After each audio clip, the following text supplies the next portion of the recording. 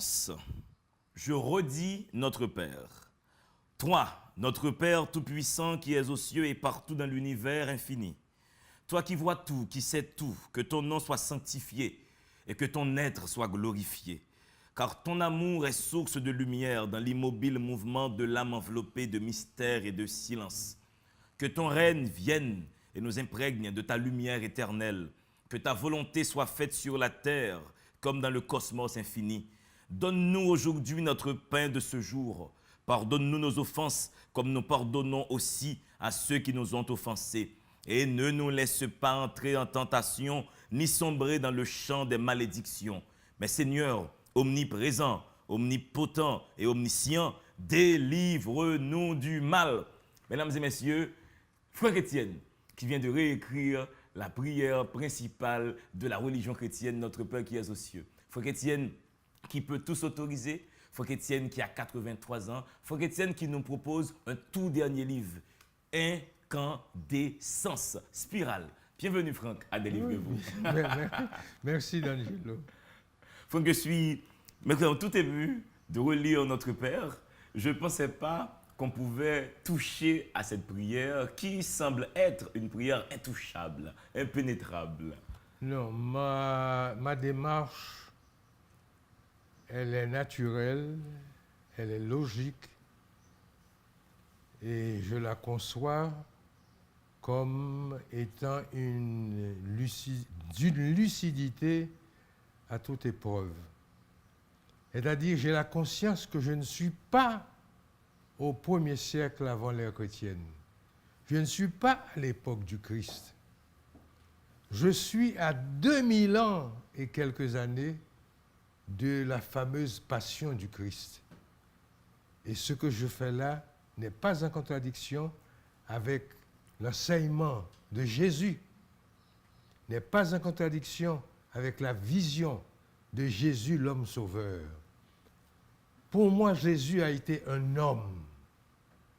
Bien sûr, pour ceux-là qui n'y croient pas, il y a la mythologie.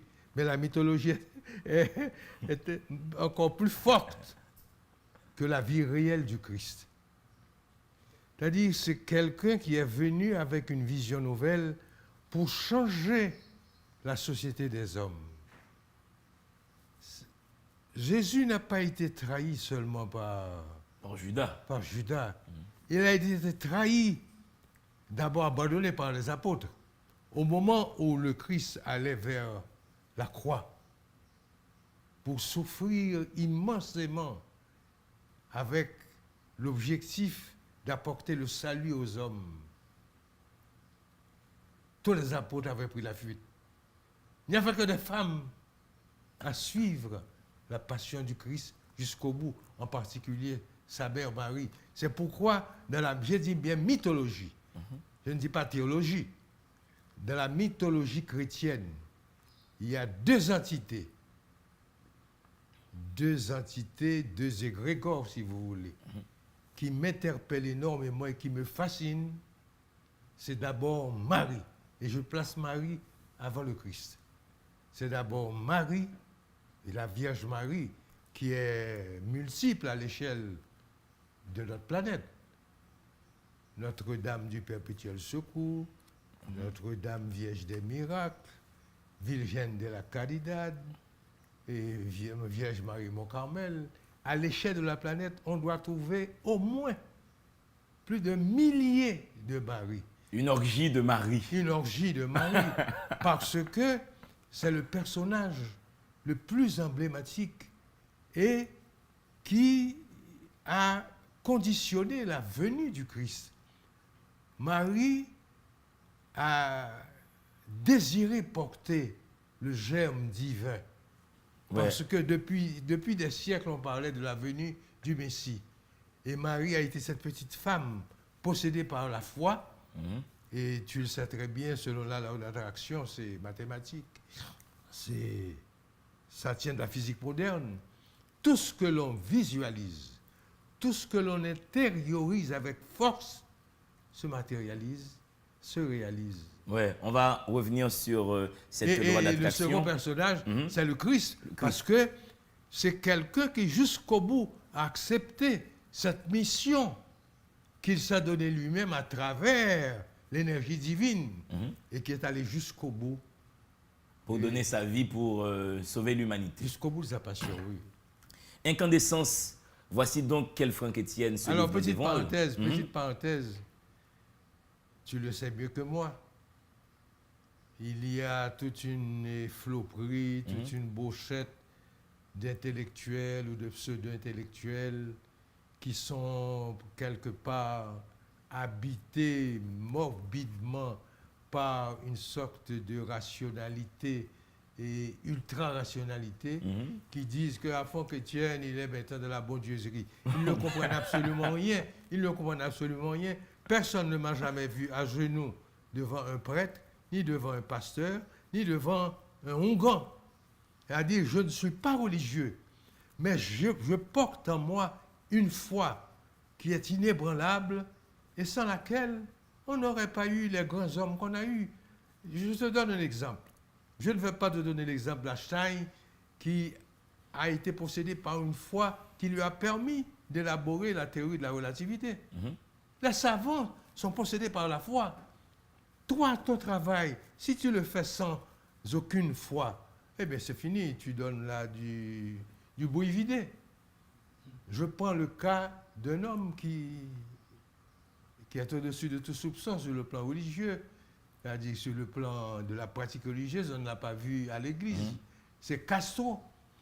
Lorsque Fidel Castro, en sortant du Mexique, avec 82 compagnons, des jeunes de 25 ans, de 24 ans, de 26 ans, parmi lesquels Che Guevara et tant d'autres.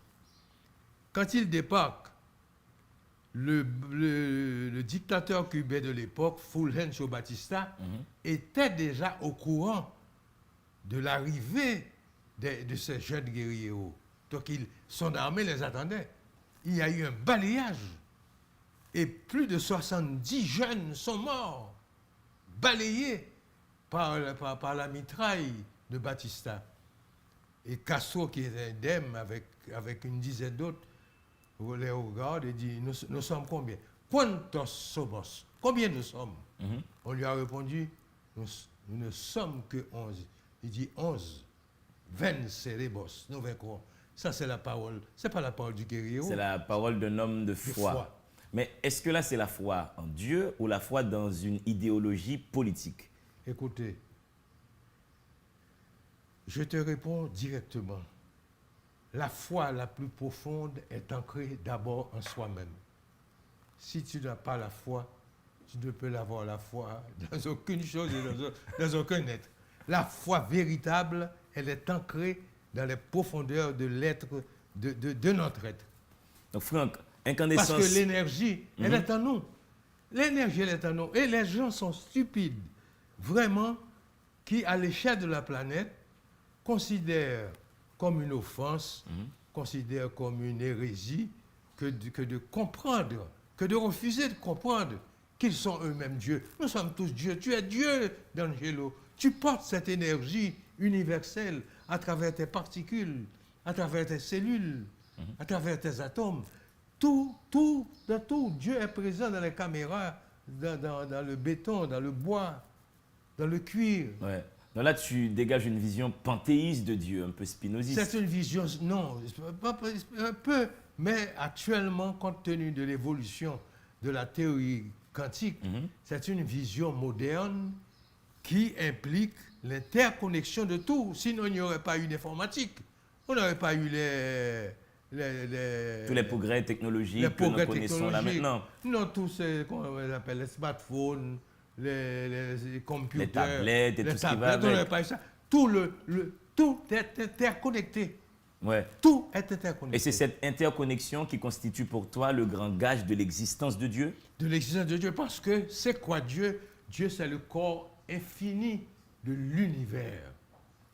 Tout l'univers, c'est le corps Dieu. de Dieu. Mais Dieu ne peut pas être un homme. Écoutez, il y a l'étoile la plus proche de notre système solaire s'appelle Proxima Centauri. Proxima Centauri se trouve à 4 années-lumière, 2 du Soleil. 4 années-lumière, imaginez. La lumière fait 300 000 km à la seconde. Combien de kilomètres peut couvrir la lumière en 4 années? C'est 10 millions de kilomètres. Mon Dieu. Ouais, c'est une Alors, distance. Même Dieu ne peut pas être un homme avec une petite barbe blanche comme moi, quelque part. C'est ridicule, quoi. Mais est-ce que tu crois dans l'existence du paradis, de l'enfer? Après la mort, il y aurait la vie éternelle. Non, tout se règle ici-bas. Tout se règle ici-bas. Il n'y a pas de jugement dernier, Franck? Non, tout se règle ici-bas. Et je peux dire quelque chose qui peut consoler certaines personnes qui ces jours-ci sont découragées, qu'il n'y ait pas de justice, et en même temps porter à réfléchir ceux-là qui croient qu'ils sont au-dessus de toute justice. Toute justice est immanente et se fait ici-bas. Les crimes, les cruautés, les méchancetés, les malhonnêtetés, tout se paye. La loi du karma. Tout se paye ici-bas. Tout se paye. Donc le ici-bas. jugement dernier, c'est une fiction religieuse, une invention des officines officielles de foi. Disons que ça rentre dans la théologie chrétienne. De croire qu'il y a un Père quelque part, qui a la Trinité, ça c'est au niveau de l'Église catholique. Mais toi, tu n'y crois pas. Mais je ne suis pas religieux. Mais Il y a une différence. Mhm. Les gens ne comprennent pas qu'il y a une énorme différence entre la dimension spirituelle et la dimension religieuse. Mais comme tu te réfères au Christ, Franck Etienne, tu deviens un chrétien de fait, non? Écoutez, Comme tu es dans la figure christique. écoutez, trop souvent, oui, ce serait vrai, Ouais. mais trop souvent, on veut faire découler toute l'histoire de l'Église, du Christ, comme qui dirait que le Christ, c'est vrai, c'est le fondateur de l'Église catholique. Catholique, Ah oui, chrétienne. mais entendons, là, tu vas être d'accord avec moi. C'est pas Judas seulement qui a trahi le Christ. L'Église a trahi le Christ. De quelle manière l'Église a trahi le Christ? Pendant des siècles, le Christ a fait le contraire. Et l'Église catholique en particulier a fait le contraire de tout ce que prêchait, de toutes les paraboles, de toutes les pensées. Donc l'Église a trafiqué l'enseignement du Christ. Mais non, mais il y a eu Constantin. L'empereur Constantin, c'est l'empereur Constantin qui s'est converti et le paganisme, les païens ont perdu ce combat avec les catholiques car il était question de savoir qui allait avoir l'appui de l'État romain. Ouais, les païens ou les chrétiens. Ou les chrétiens. Les païens ont perdu. Les païens ont perdu. Quand Constantin s'est converti. S'est converti. À partir de ce moment, l'Église a cessé d'être l'Église des pauvres pour devenir l'Église du pouvoir. Or, l'enseignement du Christ est un contre-pouvoir. Mais pourquoi le Christ ne réagit pas quand son enseignement est trafiqué, pris d'assaut? Là où il est, écoutez, moi je l'ai bien dit, je ne crois pas dans un Christ, je dirais, virtuel, farineux. Non, non. Le Christ est un homme né d'une mère qui s'appelle Marie et qui porte dans sa structure physiologique, organique, mentale, spirituelle, intellectuelle, et qui porte toute la capacité de l'énergie cosmique. Cette énergie, elle est là à la portée de tout le monde, mais c'est un cadeau. Étant donné, Franck, que le Christ, il est né juif, étant donné que dans son enseignement... Mais les Juifs l'ont combattu. Oui, les Juifs l'ont combattu. Mais c'est pour te dire, est-ce que ce Christ-là n'est pas un produit culturel et religieux des Juifs qu'ils ont pu imposer à toute la planète? Évidemment. Nous autres Haïtiens, on aurait Ezili, on aurait Papa Legba. Évidemment, je te réponds, parce que là, tu es dans le domaine religieux. Toutes les religions sont des phénomènes culturels humains. Ouais. Donc, l'Église catholique porte toute l'histoire de Sion, toute l'histoire d'Israël. Ouais. Mais avec ceci, ne l'oubliez jamais. Quand le Christ est venu, il est venu dans une immense solitude lumineuse parce que il était venu combattre la parole des pharisiens, la parole des grands docteurs de la loi. Et les docteurs de la loi ont entraîné après eux la masse des Juifs. N'oubliez pas cette scène que l'on peut retrouver encore de nos jours, à 1000 exemplaires. Devant Pilate, quand Pilate demande à Jésus, vous êtes vraiment le Fils de Dieu? Il dit, vous dites la vérité. Et puis Pilate qui répond, mais c'est quoi la vérité? Et quand on va échanger Barabbas, puisqu'on va libérer Barabbas, mais c'est toute la foule. Les foules sont idiotes. Excusez-moi, je ne suis pas un réactionnaire. Si on veut me prendre pour réactionnaire, on se trompe. Mais j'ai la lucidité et l'autorité de dire que quand on a 10 millions, 15 millions, 20 millions de personnes, soit dans les rues, soit entassées quelque part, on a comme drapeau l'idiotie, l'imbécilité, la stupidité. Ouais. Tous les Juifs ont hurlé, libérez Barabbas, crucifiez Jésus. Donc d'où la trahison de Jésus. Mais tu as une définition du Seigneur qui est omniprésent. Tu dis, Franck, dans Incandescence, ton dernier livre, toi qui es tout, qui étais tout, qui viens du tout, qui est en tout et qui sera le tout pour des siècles et des siècles. Qui pourrait te concevoir, te percevoir, te détailler, te comprendre, te définir, te traduire, te limiter, te formater, te fragmenter, te déchiffrer, te décrypter? Donc ce Seigneur omniprésent, c'est la superpuissance du cosmos. C'est parce que cette superpuissance, cette énergie extraordinaire et mystérieuse, et pourquoi on ne peut pas la dimensionner, on ne peut pas la formater, n'est pas un être humain. Il n'a pas de visage, Dieu n'a pas de visage. C'est dans l'iconographie chrétienne, en particulier catholique, qu'on présente un vieillard avec une barbe, on dit que c'est le Père. Dieu ne peut pas être un homme.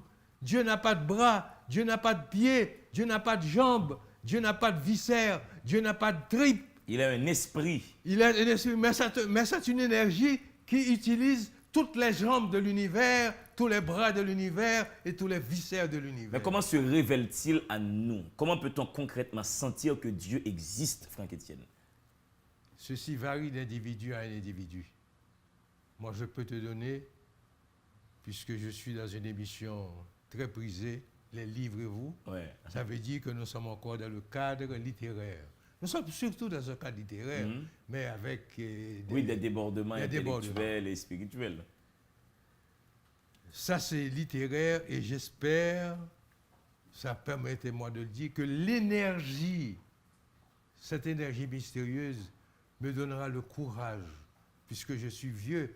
Je suis dans le camp, dans le cycle de la vieillesse. 83 ans, ce n'est pas 38 ans, ce n'est pas 40 ans. Ouais. Je souhaite ardemment, avec force, avec intensité, que cette énergie mystérieuse me donne le courage et la grâce d'achever l'œuvre de lumière qu'il m'a confiée. Parce qu'il y a une intentionnalité, il y a une programmation aussi au niveau des particules. Les particules ne sont pas des matières inertes. Les particules sont des matières vivantes. Et c'est pourquoi, dans la terminologie moderne, c'est-à-dire de la physique quantique, de l'astrophysique, de la biologie moléculaire, on n'établit pas de différence entre l'esprit et la matière. On ne dit pas que la matière est inerte. On parle de la matérialité de l'esprit aussi bien que de la spiritualité de la matière. Donc c'est deux. C'est un continuum. C'est un continuum. Et ce continuum nous permet de dire, au lieu de nominer, de baptiser un grain de poussière, un grain de sable, ou bien une cellule quelconque, de baptiser matière, on l'appelle psychomatière. Parce que D'Angelo, tu crèves, je le souhaite, avec sincérité, tu es mon fils, tu crèves dans 80 ans. On retrouve un seul poil, une seule petite particule minuscule, invisible à l'œil nu. On la retrouve dans 10 millions d'années, on te reconstitue. Ça veut dire que la particule a une mémoire. Ouais. La particule emmagasine et engrange des informations et conserve ces informations avec fidélité. Alors que nos soi-disant appareils, je ne sais pas, les computers, les ordinateurs, On est obligé de laver leur cervelle et chaque 2 mois, chaque 3 mois pour évacuer les virus. La matière, la particule ordinaire garde toutes les informations pour des années-lumière, pour des siècles et des siècles. Frère Étienne, incandescence, c'est toujours ton style, le spiralisme qui prédomine. Et puis dominé par la dimension poétique. Je suis poète. Une dimension poétique, une dimension de foi, mais aussi une dimension où tu nous dis il n'y a pas eu qu'un Big Bang. Ah, dimension scientifique. Oui, il n'y a pas eu de premier Big Bang.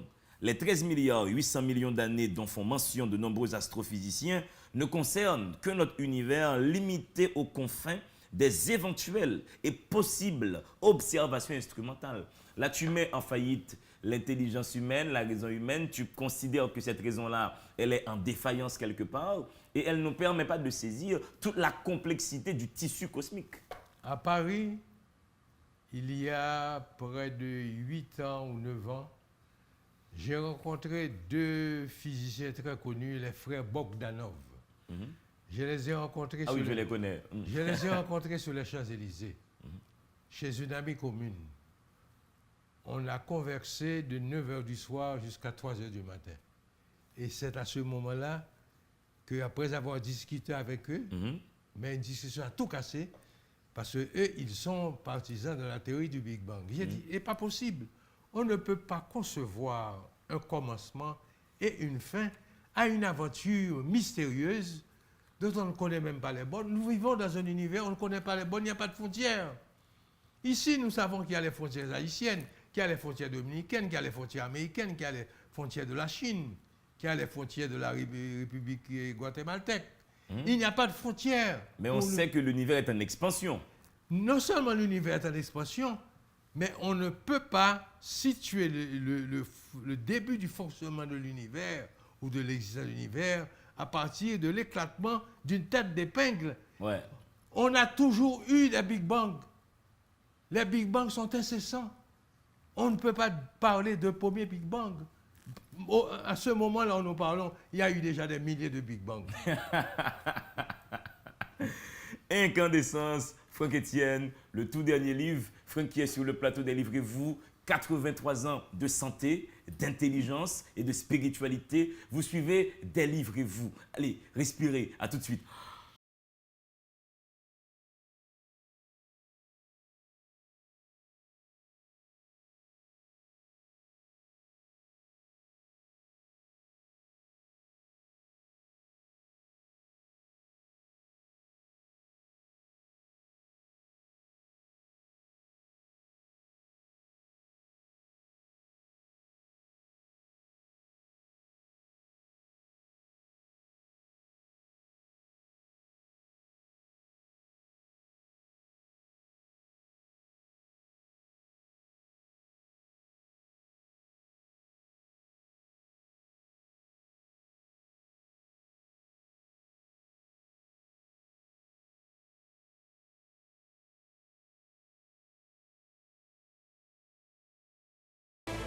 Mesdames et messieurs, damoisous, damoiselles, chers amis du bonheur, c'est Délivrez-vous qui débarque sur vos écrans.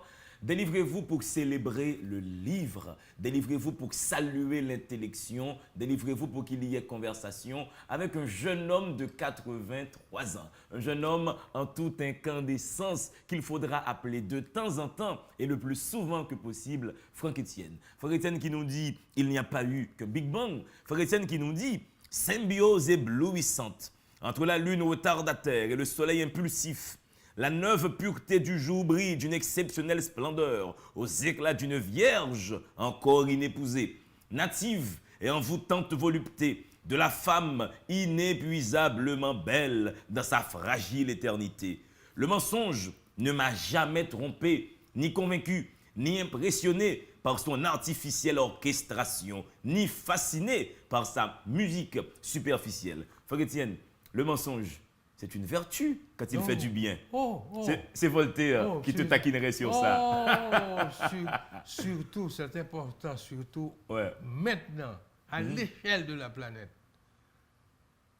De continuer à mentir ou de ne pas mentir? Aussi bien que chez nous, C'est une horreur et c'est un crime que surtout des hommes haut placés, des hommes d'État, continuent à pratiquer le mensonge comme étant la vertu suprême. Ils n'ont pas honte, ils crachent sur en particulier, non seulement sur la société, sur la société civile, sur les familles, mais ils crachent sur la vie. La vie est une grande vérité avec des illusions, mais l'illusion n'est pas un mensonge. Le reflet n'est pas un mensonge. C'est un jeu d'optique. C'est un jeu d'optique qui annonce l'essentiel et qui nous invite à la quête. Alors que les élites érigent des mensonges pour se reproduire. Pour se reproduire le mensonge et en même temps détruire la vie. Du coup, c'est une reproduction précaire. Ces élites-là sont appelées à disparaître. Parce que le mensonge, tu nous dis, a une musique superficielle. Ils sont dans ce que j'appelle en créole, le l'aviron d'aider de la mort. C'est le l'aviron d'aider de la mort. C'est le vertige de la mort qui nous enferme dans un espace où il n'y a que ténèbres. Ouais. Et tu les enfonces, les menteurs. Tu nous dis, toute voix mensongère manque de profondeur et s'embrume dans la fausse résonance des ombres pour finir par sombrer dans le gouffre du rien et l'obscure cécité du néant. C'est-à-dire cela a une dimension philosophique, en même temps une dimension politique, une dimension idéologique et une dimension sociologique. Car on nous a gavés depuis toujours de trop de mensonges. Donc, la meilleure forme de gouvernance serait une gouvernance de la vérité. Ce qui est rare. Ce qui est rare. Nous pouvons compter sur les doigts d'une seule main les hommes politiques qui ont eu le courage de la vérité. Je cite Charles de Gaulle. Quand Charles de Gaulle a proposé dans les plaines, dans les grandes turbulences de mai 68, là où il y avait Cohn-Bendit et tous les autres qui contestaient, Daniel Cohn-Bendit, De Gaulle a proposé un référendum.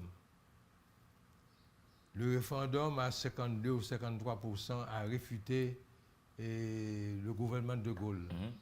Et l'homme, dans sa grandeur, dans sa vérité, est allé à la télévision et il a dit, il avait une voix un peu assez rauque, une voix forte, et il dit, peuple français, le moment est arrivé pour moi de me retirer et je vous souhaite bonne chance.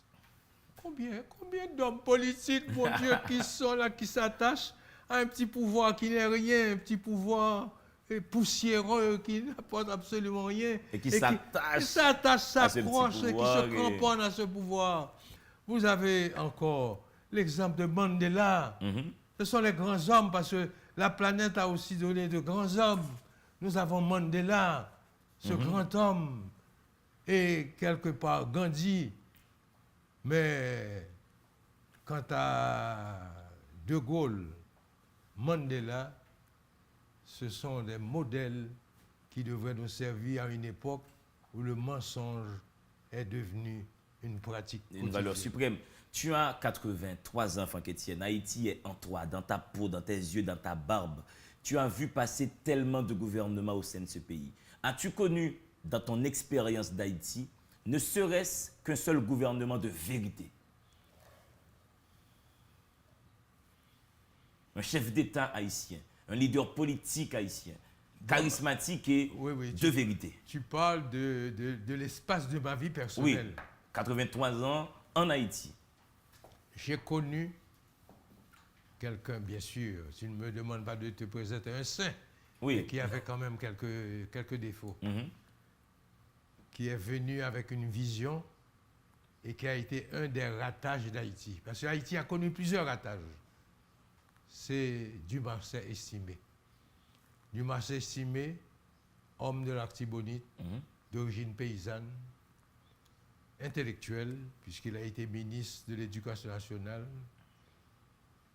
Il est venu dans les années 46, impopulaire.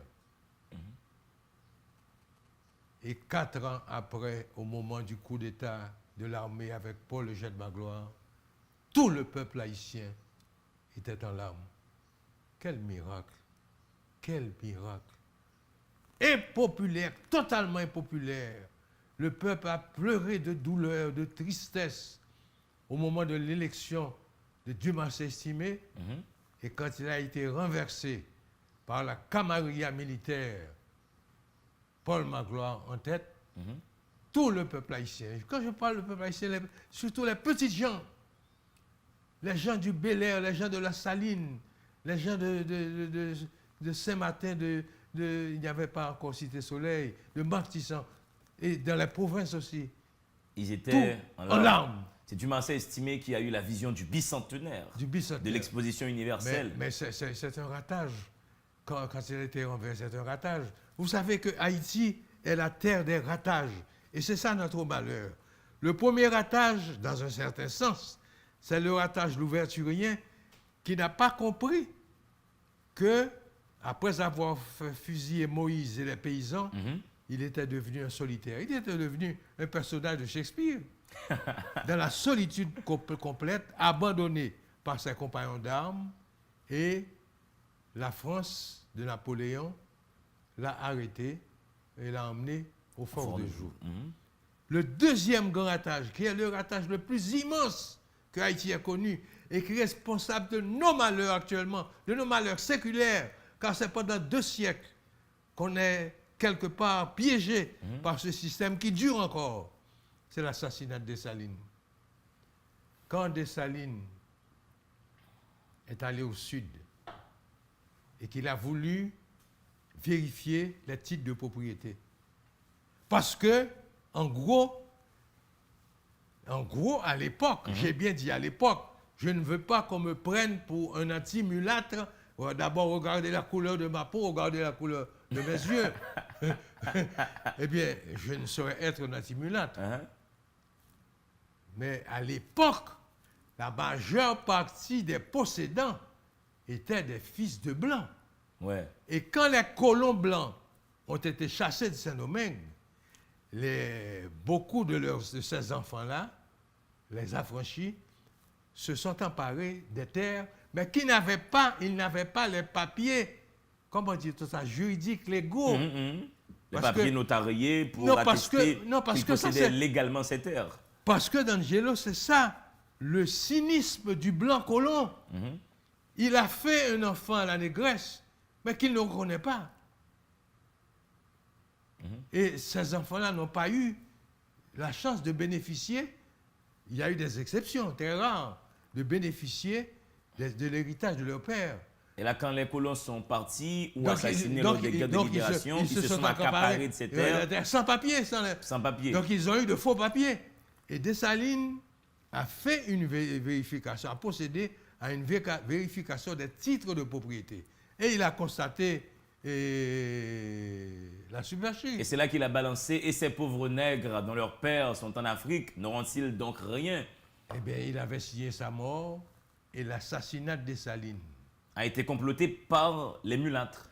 Par les mulâtres et les noirs, riches aussi, parce qu'à l'époque, il n'y avait pas beaucoup, mais il y avait des généraux noirs. Qui possédaient aussi des terres, qui avaient de faux papiers.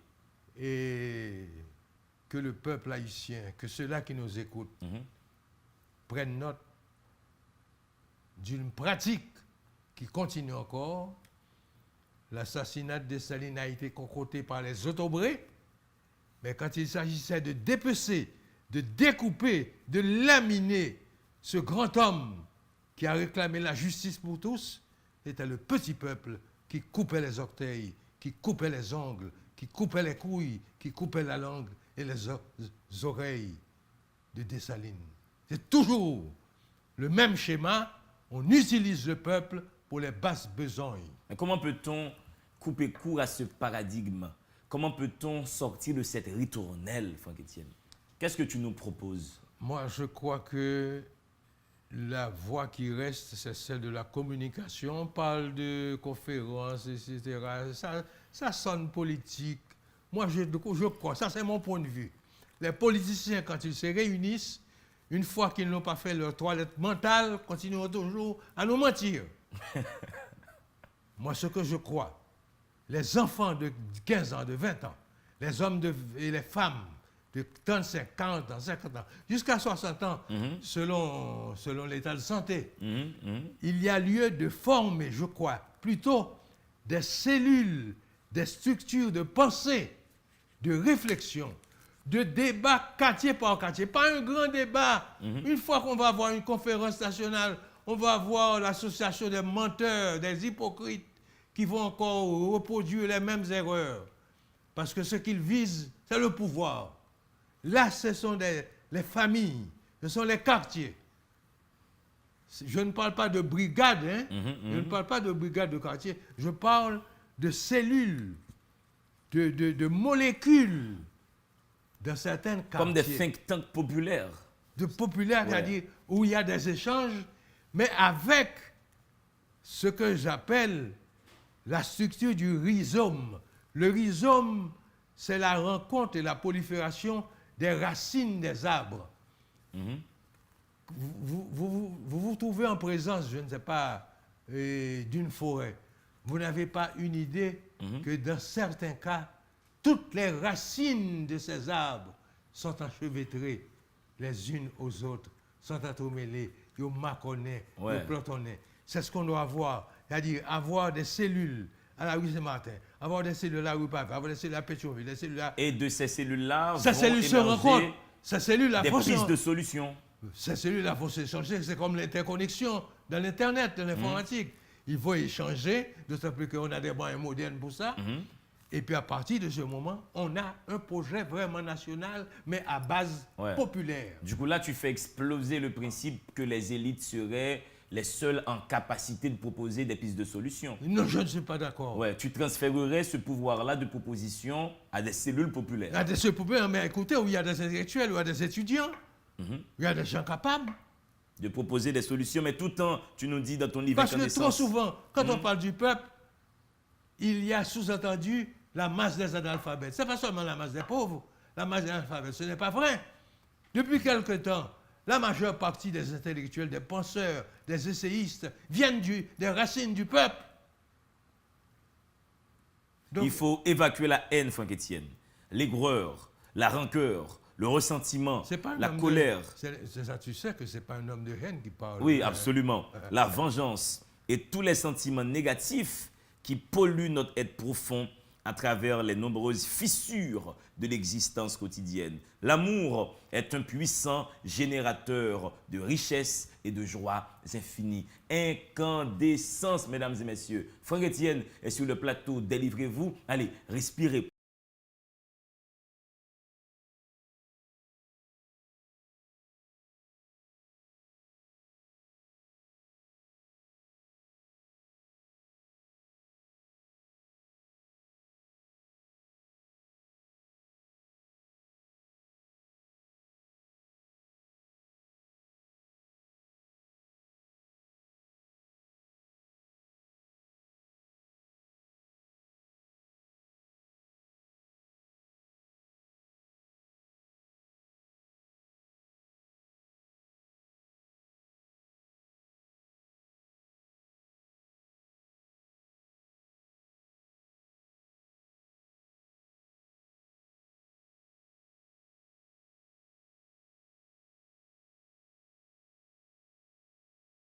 La lecture est une porte qui ouvre sur le savoir, sur le bonheur, sur le plaisir.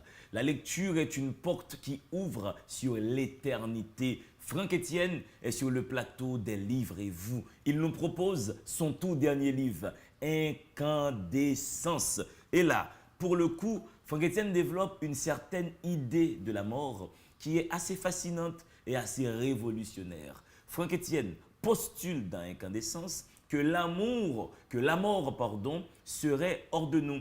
L'univers est incapable de digérer des causes inertes, ce qui fait que la mort, tu nous dis, est dérisoire, illusoire, pernicieuse, fallacieuse, hypocrite et mensongère, enfouraillée dans un marécage de pourriture. Mais en même temps, nous sommes incapables de mourir. Tu nous parles de changement de vibration. Changement de vibration, ben d'abord, n'oubliez pas que nous sommes tous les êtres, tous les êtres. Je ne dis pas être vivant parce que tout est vivant. Tout est vivant. Nos chaises, délivrez-vous, habillés de livres, habités de livres. Écoutez, on n'a pas le droit, un matin ou un midi, ou surtout le soir quand on va dormir, de sous-estimer l'importance des communications qu'il y a entre les particules de l'oreiller, les particules du lit, les particules du drap et nos propres particules. Il faut parler à votre lit, il faut parler à votre oreiller, il faut parler à vos chaussures, parce qu'il y a une communication, il y a une interconnexion de manière subtile qui est dans le non manifeste, dans le monde manifeste parce que c'est dans l'insaisissable, on ne le voit pas. Mais sommes-nous frères dans le même ordre d'existence que ces choses-là? Peut-être que tout existe, tout vit, mais sommes-nous dans le même ordre? Nous ne sommes pas dans le même ordre d'existence sur le plan du degré. La conscience chez l'homme est d'un degré de plusieurs fois plus élevé. Car la conscience chez l'homme, c'est la conscience lumineuse que j'appelle la supraconscience. Mais il y a un projet de communication avec tout ce qui existe, avec les fils, avec les appareils qui attendaient les techniciens. On peut communiquer avec tout ce monde-là. Du coup, tu nous dis que quand nous mourons, nous ne faisons que changement de vibration. Changement de vibration à partir des mutations qui sont appelées à donner des métamorphoses. Et on passe d'une forme de vie à une autre forme de vie. Oui, on passe d'un espace, d'un cycle où on a le concret, on a le massif, et à l'autre versant, c'est le versant du non manifeste, du non saisissable et du subtil, mais qui existe. Ce n'est pas parce qu'on ne voit pas une chose qu'elle n'existe pas. Ta voiture est sur la cour, mais tu ne la vois pas maintenant, elle existe. Nous sommes des êtres d'éternité, Franck-Étienne, dans ce constat-là. Mais évidemment, des éternités qui à la fois changent tout en restant elles-mêmes. C'est ça qui est le grand paradoxe. Nous sommes dans une sorte de mobilité-immobilité, dans une sorte de changement-non-changement, dans une sorte d'être et de non-être, mais dans une sorte de perpétuité merveilleuse et mystérieuse. Est-ce que Franck-Étienne croit dans la réincarnation? Là, je n'ai pas fait ce pas. Je n'ai pas fait ce pas, je crois plutôt dans, pas la réincarnation, mais dans la continuation par le souffle de l'esprit. Tes grands-pères, tes grands-parents, mais ils t'accompagnent partout. Ils t'accompagnent partout. Tout à l'heure, tu parlais des événements qui auraient donné cette assurance de la spiritualité, de la présence de Dieu en chacun de nous. Il y a des événements, quand ils se produisent, ne sont pas décodables au premier degré. Et parfois même, ne sont pas décodables tout de suite. Je prends le cas de ma naissance. Je suis né pratiquement mort à Ravine-Sèche, dans l'Artibonite. On n'a pas eu le temps de conduire ma mère à une clinique qui était à 20 km à Saint-Marc, puisque Ravine-Sèche est une petite section rurale située à 20 km de Saint-Marc. J'ai été là-bas, dans la maison où tu es né. Mais tu es un mulâtre, Franck-Étienne, il faut le dire aussi peut-être là, non? Bon, biologiquement, oui. Biologiquement, tu es un mulâtre. Oui, mais je suis un nègre avec la peau à l'envers. Ton père, il est blanc et il aurait violé ta mère, et pauvre paysanne de la zone. Très souvent, je vois que les critiques emploient sans nuance le mot violer. J'ai dit qu'une enfant de 15 ans, adoptée par un homme de 70 ans, comment concevoir ce rapprochement charnel entre un enfant de 15 ans et un homme de 70 ans? Il y a eu abus. Il y a eu abus. Ouais. De quelque manière que ce soit, soit par l'argumentation ou la force physique. 15 ans qu'elle avait ta mère lorsqu'elle est tombée enceinte de toi. Oui, mais quand même, il faut ajouter aussi que c'était un Américain super riche qui possédait tout Paco. Paco, jusqu'à présent, porte le nom de Tonton Lai. Tonton Lai qui est mon père biologique. C'est Benjamin David Lice, on l'appelait Habitation Tonton Lai. Toute cette habitation lui appartenait et il avait une ligne de train, c'est-à-dire Railroad Station, comme on dit en espagnol, ferrocarril, c'est-à-dire rail. Il y avait un train sorti Port-au-Prince qui allait jusqu'à l'Artibonite. Et il y avait une kyrielle de plusieurs wagons. Donc c'était un Américain riche, quoi. Riche, et à l'époque de l'occupation américaine. Donc, Ouais. c'était Tu es né en super. 36. Je suis né en 1936. Mais il était venu à l'époque de l'occupation américaine. Il est resté après l'occupation américaine. Il a même été enterré en Haïti. Tu vois? Donc ta mère a 15 ans et cet Américain riche va, voilà, mettre enceinte cette adolescente de 15 ans. Et du coup, tu nous disais, on n'a pas eu le temps de conduire ta mère à l'hôpital. C'est ça, au fait? Et je suis né dans les halliers de Ravine Sèche, un dimanche de Pâques, où il y avait les raras de l'Artibonite. Mhm. Le schéma le plus indiqué, quand un homme super riche, chez nous on dit le zotobré, Ouais. le gros chabrac, Grand nègre. grand nègre, fait un enfant à une paysanne pauvre analphabète, Mhm. qu'est-ce qu'il fait? Il détache l'enfant de la mère et l'envoie dans son pays d'origine. C'est-à-dire, j'aurais été expédié à Alabama, oui, à Birmingham. Ouais. Oui, Birmingham, Et Massachusetts. et il n'y aurait plus ni Haïti, ni ma mère Annette Étienne, ni Pelle-en-Tête, ni des affaires. Il n'y aurait plus Haïti dans ma vie. Ouais, tu serais un Américain. Un Américain. Ouais. C'est alors que je dis, il y a d'autres événements. L'autre événement, c'est qu'au moment où mon beau-père, qui était mon père, et soignant, mon père immédiat, celui-là qui m'a donné le pain, qui était un nègre, qui était mon beau-père, mais Ouais. il passe pour mon père. Après mes études, il n'a même pas été tenté de m'envoyer étudier à l'étranger, alors que j'étais un élève brillant sorti de l'université. C'était pour que je puisse rester en Haïti. Moi, je crois. Je ne veux convaincre personne et je ne suis pas dans la polémique. Je suis dans le regard d'un vieillard avec des questionnements essentiels. J'ai l'impression qu'il y a une programmation à laquelle personne n'échappe. Et cette programmation, elle se fait au niveau des combinaisons moléculaires, particulières et structurelles de toutes les particules qui sont dans l'univers. Tu crois dans le destin où il y aurait derrière nous une grande main invisible Je qui ne l'appelle créerait pas. notre Non. vie? Là, ce serait tomber dans des considérations un peu faciles et débiles. Mais le destin déjà, es-tu là-dedans? Non, ce n'est pas le destin. Notre vie n'est pas écrite à l'avance? Il y a ce que j'appelle une programmation à partir de la rentabilité. Si tu veux l'appeler destin, oui, mais ce n'est pas un destin. Quel est l'objet de la vie? Quel est l'objectif fondamental de l'énergie? C'est la rentabilité. Quand tu n'es pas utile, on te lâche. La nature donne des cadeaux, la nature donne des gros lots, mais donne des gros lots à ceux-là qui sont doués de cette capacité énergétique pour agir. Si tu n'es pas utile, on te lâche. Ouais, si tu ne mets rien sur la table, on t'éjecte de la table. On t'éjecte, c'est fini. Mais d'où, Franck Etienne, il y a un modèle économique derrière. Est-ce que c'est ce modèle économique-là qui constitue le centre névralgique du capitalisme?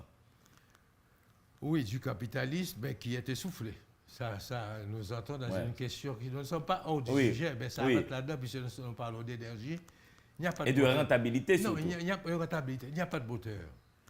Vous savez pourquoi? Ce n'est pas seulement Haïti. Très souvent, on déverse toutes les négativités sur Haïti. Non, non. Haïti fait partie du monde. On ne peut pas exclure Haïti de la marge du monde, d'autant plus que nous avons été faits esclaves, nous avons été exploités, nous avons été malmenés, nous avons été laminés, nous avons été humiliés. Donc nous faisons partie du monde. Franck Etienne, on va maintenant momentanément... Cette phrase, il faut que je dise cette phrase. Je crois que toute la planète Terre, je ne sais pas ce qui se passe sur Vénus, sur Jupiter, sur Mars. Ou encore sur les autres planètes qui sont à 50 milliards d'années-lumière de notre Terre. La planète entière, depuis quelques siècles, a totalement tourné le dos à la lumière et nous sommes dans une zone ténébreuse. Et là, il est très dangereux parce qu'il y a au moins une quinzaine de pays armé d'armes mortelles, mortifères, Nucléaire. nucléaires, et n'importe quelle bêtise est Ouais. possible à n'importe quel Et moment. c'est compliqué ce qui se passe là, la guerre commerciale entre Ah. la Chine et les États-Unis, l'Iran, l'Irak et les États-Unis. Mais laissons tout ça, Franck Etienne, momentanément de côté pour entrer secrètement dans tes chambres intérieures. À 83 ans, Franck Etienne, as-tu beaucoup aimé? As-tu été beaucoup aimé? Quel est le bilan de ta vie affective, intime, profonde? Je réponds de manière globale, quel que soit le champ d'activité et considéré mis en jeu, Franck Etienne n'a aucun regret. Et Dieu seul sait combien d'épreuves j'ai connues dans la vie. Mais ces épreuves ont été plutôt des occasions pour mettre en valeur le champ lumineux et la lampe qui reste toujours allumée au fond de moi.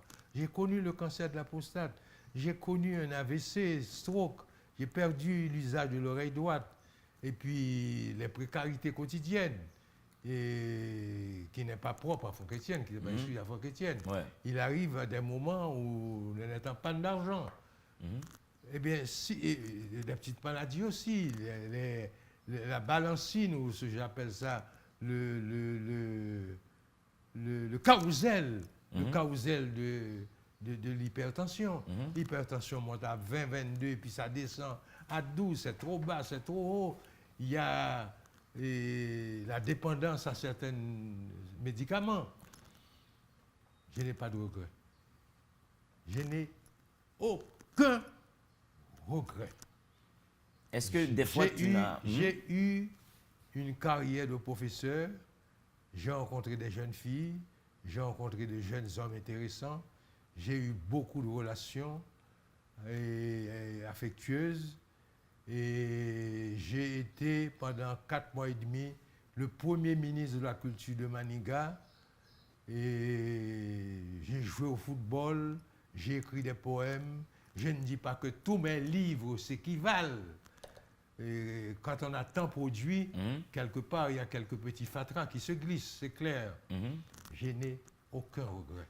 Et si vous me dites si j'ai quelque appréhension, je n'ai non plus aucune appréhension, aucune obsession. Je sais que la mort doit venir entre 1 an, 2 ans, 3 ans, car profondément, je souhaite ne pas être un vieux tonton de 90 ans à qui on viendra me donner la soupe à manger ou bien lui laver les orteils. Je ne veux plus.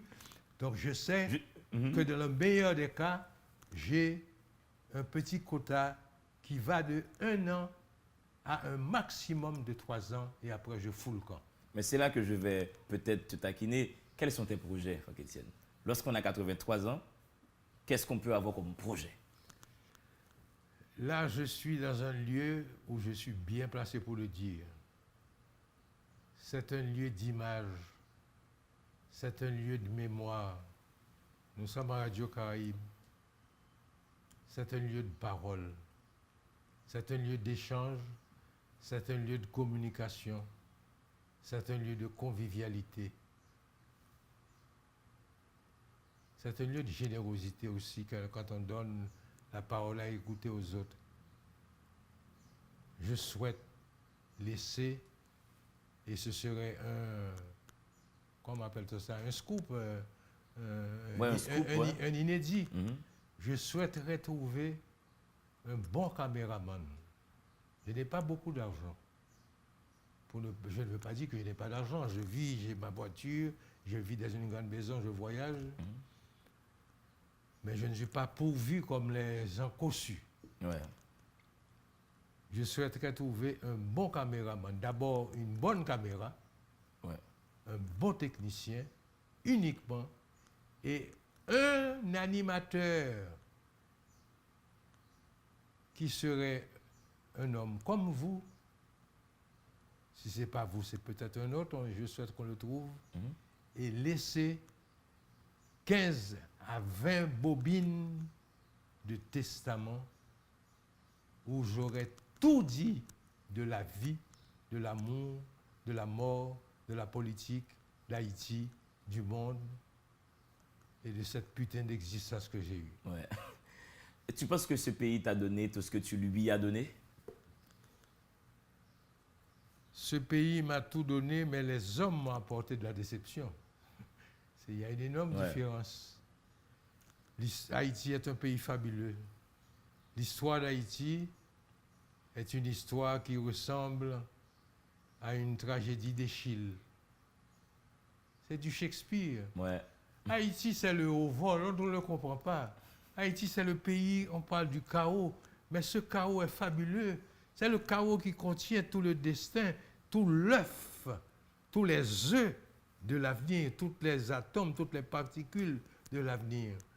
Me demander si ça se fera dans 2 ans ou dans 10 ans, je n'ai pas de boule de cristal et je n'ai la prétention d'être voyant, je ne sais pas. Mais c'est un pays fabuleux. Je n'aurais pas eu cette œuvre. C'est là que j'ai parlé de programmation. Si j'étais à Alabama, je n'aurais pas été un écrivain, j'aurais été peut-être un technicien, un ingénieur dans les grandes usines américaines. Là, je suis resté en Haïti. Je suis emblématique.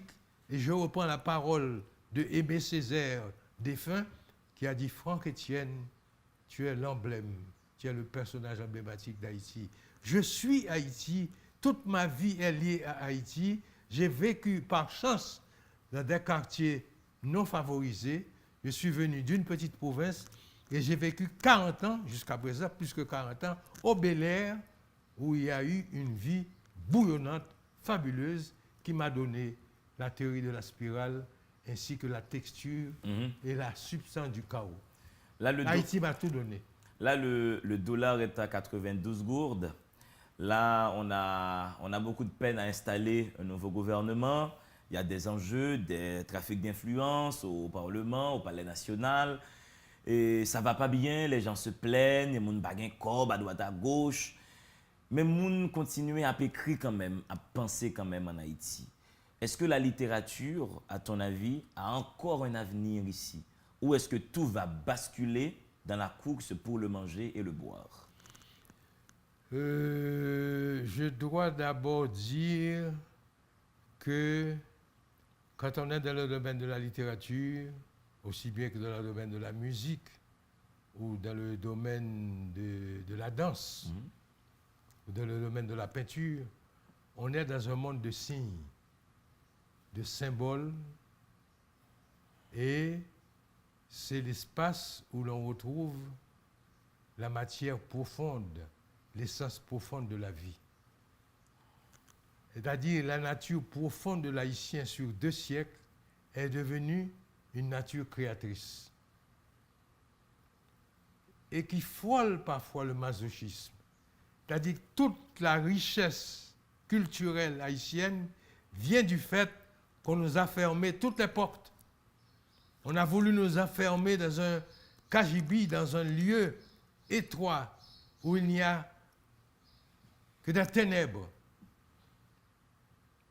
Et ainsi, ils ont ouvert, malgré eux, les portes de l'imaginaire. L'imaginaire haïtien est tellement riche que c'est ce qui explique la richesse culturelle haïtienne. Et je crois que nous nous sauverons. Je ne serai pas là et ce n'est pas grave. Nous nous sauverons à partir de l'éclatement de l'imaginaire. Et la solution que l'on doit trouver ne peut pas être une solution académique avec la répétition des schémas occidentaux, car l'Occident a échoué aussi. Et notre échec est très lié à la perversité de l'Occident. Je crois que si les Haïtiens doivent se réunir, je ne demande pas une grande conférence nationale au stade Silvio XIV. Je demande qu'en petits groupes, les gens travaillent dans tous les quartiers, dans toutes les familles, et que le moment où cela sera quelque part dans la macération et à point de la maturité, par les échanges et les communications, ils se réuniront, mais ils se réuniront sous la bannière de l'imaginaire, car la solution haïtienne tient de l'éclatement de l'imaginaire. Aucune muraille macabre ne contrariera le voyage de la vie. L'écriture de la lampe traversera les chemins illisibles. Incandescence, Franck Etienne, merci d'avoir accepté cette invitation. Merci, Daniel. Mesdames et messieurs, c'était donc Délivrez-vous avec ce tout jeune homme de 83 ans, Incandescence, que je vous invite à lire, qui est déjà disponible dans les librairies de la place. Vous pouvez également contacter Franck Etienne pour avoir votre exemplaire. Qui ne connaît pas la citadelle de Franck qui est à Delma 31? Vous passez le voir, vous passez en librairie pour avoir votre numéro de Incandescence, le tout dernier livre de ce génie haïtien qui nous fait l'honneur de sa présence toujours sur Terre. Merci à l'équipe technique de la télévision qui me permet de vous présenter cette émission. Vous le constatez par vous-même, les chaises ne sont plus les mêmes. C'est toute une nouvelle dynamique. C'est la folie furieuse du texte, du livre et de la littérature. Gardons bonheur dans le monde. Il doit y avoir deux êtres, des livres